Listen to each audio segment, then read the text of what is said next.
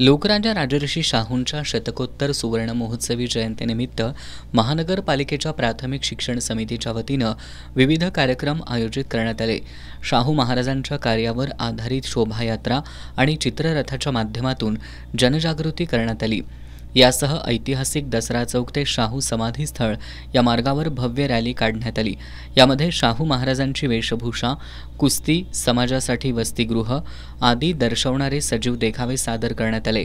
अस्पृश्यता निवारणासाठी शाहू महाराजांनी केलेल्या कार्याचा चित्ररथ टेंबलाईवाडी विद्यालयानं सादर केला, तर नेहरू नगर विद्यालयानं राधानगरी धरणाचा देखावा सादर केला।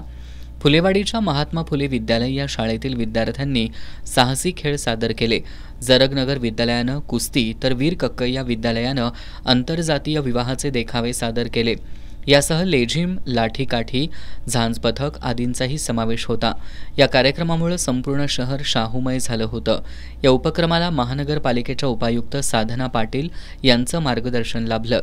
या शोभायात्रेत प्राथमिक शिक्षण समितीचे प्रशासन अधिकारी शंकर यादव, सहाय्यक कार्यक्रम अधिकारी रसूल पाटील, शैक्षणिक पर्यवेक्षक बाळासाहेब कांबळे, उषा सरदेसाई, विजय माळी, सरिता सुतार, सचिन पांडव, शांताराम सुतार यांच्यासह शिक्षक, विद्यार्थी सहभागी झाले होते।